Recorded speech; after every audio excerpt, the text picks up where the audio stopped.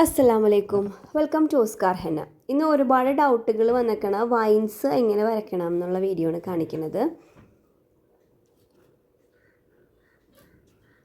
അതിന് നമുക്കൊരു straight line വരയ്ക്കാം.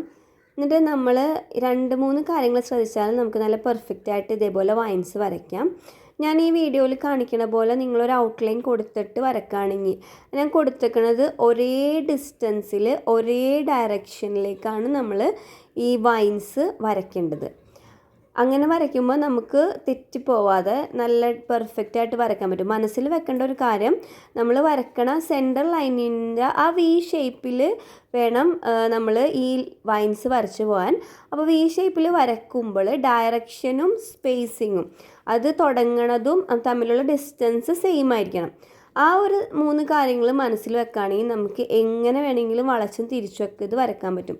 ഈ ഒരു ഇതിനകത്തും ഈ റെഫറൻസ് ലൈനിൽ ആദ്യം നമ്മൾ ചെയ്യുമ്പോൾ മാത്രമേ റെഫറൻസ് ലൈനിൻ്റെ ആവശ്യമുള്ളൂ. അതേപോലെ നമ്മൾക്കതിൽ റെഫറൻസ് ലൈൻ ഇല്ലാണ്ട് തന്നെ ചെയ്യാൻ പറ്റും. അപ്പോൾ വീഡിയോയിൽ കാണുമ്പോൾ മനസ്സിലാവുമെന്ന് വിചാരിക്കുന്നത്, അതായത് നമ്മൾ ആ വി ഷേപ്പ് ആ സെയിം ഡയറക്ഷനും സെയിം ഡിസ്റ്റൻസും ഫോളോ ചെയ്തിട്ട് സെൻട്രൽ ലൈനിൽ നിന്ന് സെയിം ഒരേ അവിടെ നിന്ന് ഇവിടെ നിന്ന് സെയിം തന്നെ വേണമെന്നില്ല, പക്ഷേ ആ ഡിസ്റ്റൻസ് നമ്മൾ കീപ്പ് ചെയ്തിട്ട് വേണം. അപ്പോൾ നമ്മുടെ ആ വളവും തിരിവൊന്നും പ്രശ്നമില്ലാതെ തന്നെ അത് നമുക്ക് ചെയ്യാൻ സാധിക്കും. ഈ പറഞ്ഞ 2 കാര്യങ്ങൾ മനസ്സിൽ വെച്ചിട്ട് ചെയ്യുകയാണെങ്കിൽ നമുക്ക് നന്നായിട്ട് ചെയ്യാൻ പറ്റും. ഇനി വേറൊരു ഷേപ്പിൽ കാണിക്കാം. ഇതും അതേപോലെ തന്നെ സെയിം മെത്തേഡ് തന്നെ. ഞാൻ ആ വി വരയ്ക്കുന്നത് ഒരേ ഡിസ്റ്റൻസിൽ തന്നെയാണ്. ആ അപ്പുറയും ഇപ്പുറയും ഒരേ ഇതിൽ തന്നെ ലീവ്സ് വരണമെന്നില്ല, പക്ഷേ നമ്മൾ ആ വസ്തു വരയ്ക്കുമ്പോഴും ഈ വസ്തു വരയ്ക്കുമ്പോഴും അതിനകത്തുള്ള ആ ഡിസ്റ്റൻസ് കീപ്പ് ചെയ്ത് പോവുകയാണെങ്കിൽ നമ്മൾ ആ വരച്ചേക്കുന്ന സെൻട്രൽ ലൈനിൽ കൂടെ നമുക്ക് നല്ല ഭംഗിയായിട്ട് ഇതേപോലെ വരച്ചെടുക്കാൻ പറ്റും. ഇത് കുറച്ച് പ്രാക്ടീസ് അധികം ആവശ്യമുള്ളൊരു പോർഷനാണ്.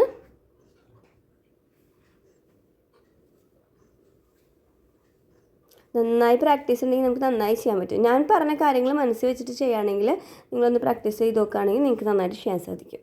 Thank you.